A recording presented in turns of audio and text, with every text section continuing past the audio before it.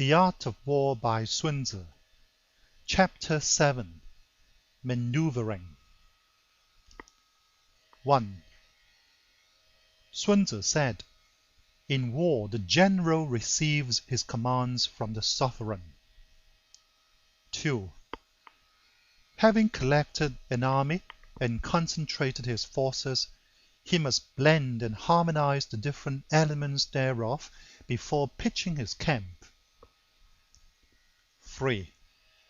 After that comes tactical maneuvering, than which there is nothing more difficult. The difficulty of tactical maneuvering consists in turning the devious into the direct, and misfortune into gain. 4.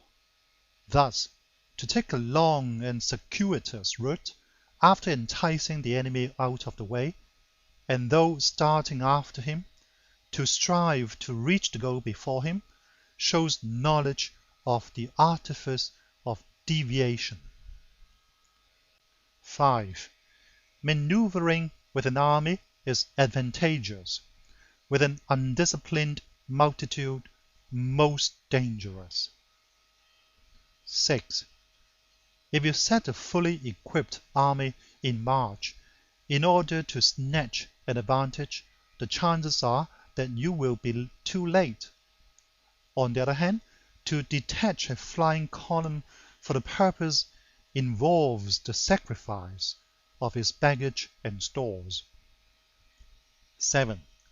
Thus, if you order your men to roll up their buff coats and make forced marches without halting day or night, covering double the usual distance at a stretch, doing 100 li in order to wrest an advantage, the leaders of all your 3 divisions will fall into the hands of the enemy.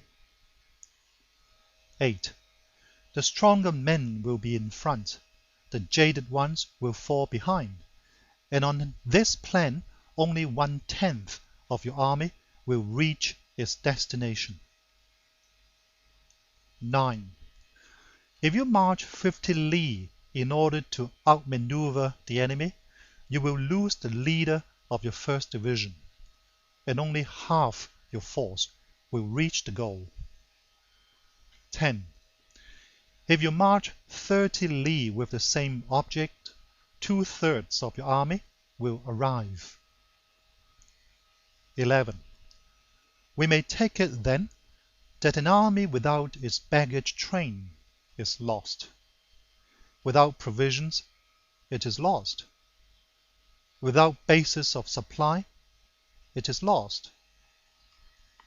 12. We cannot enter into alliances until we are acquainted with the designs of our neighbors. 13. We are not fit to lead an army on the march unless we are familiar with the face of the country, its mountains and forests, its pitfalls and precipices, its marshes and swamps. 14. We shall be unable to turn natural advantage to account unless we make use of local guides. 15. In war, practice dissimulation, and you will succeed. 16. Whether to concentrate or to divide your troops must be decided by circumstances. 17. Let your rapidity be that of the wind, your compactness that of the forest. 18. In raiding and plundering be like fire, is immovability like a mountain. 19. Let your plans be dark and impenetrable as night, and when you move, fall like a thunderbolt. 20. When you plunder a countryside, let the spoil be divided amongst your men. When you capture new territory, cut it up into allotments for the benefit of the soldiery. 21. Ponder and deliberate before you make a move. 22. He will conquer who has learned the artifice of deviation. Such is the art of maneuvering. 23.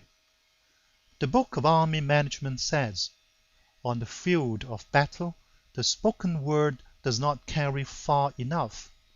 Hence, the institution of gongs and drums. Nor can ordinary objects be seen clearly enough. Hence, the institution of banners and flags. 24. Gongs and drums, banners and flags are means whereby the ears and eyes of the host may be focused on one particular point. 25. The host, thus forming a single united body, is it impossible either for the brave to advance alone, or for the cowardly to retreat alone? This is the art of handling large masses of men. 26. In night fighting, then, make much use of signal fires and drums, and in fighting by day, of flags and banners, as a means of influencing the ears and eyes of your army. 27. A whole army may be robbed of its spirit. A commander-in-chief may be robbed of his presence of mind. 28. Now, a soldier's spirit is keenest in the morning. By noonday it has begun to flag, and in the evening his mind is bent only on returning to camp. 29. A clever general, therefore, avoids an army when its spirit is keen, but attacks it when it is sluggish and inclined to return. This is the art of studying moods. 30. Disciplined and calm, to await the appearance of disorder and hubbub amongst the enemy. This is the art of retaining self-possession. 31. To be near the goal while the enemy is still far from it, to wait at ease while the enemy is toiling and struggling, to be well fed while the enemy is famished, this is the art of husbanding one's strength. 32. To refrain from intercepting an enemy whose banners are in perfect order, to refrain from attacking an army drawn up in calm and confident array. This is the art of studying circumstances. 33.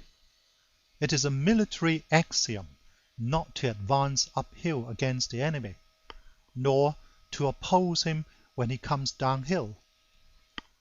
34. Do not pursue an enemy who simulates flight.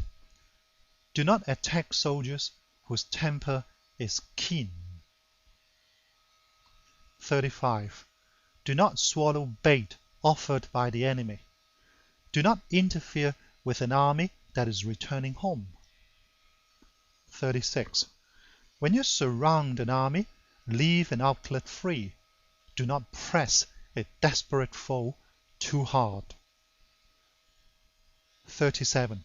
Such is the art of warfare. End of chapter 7.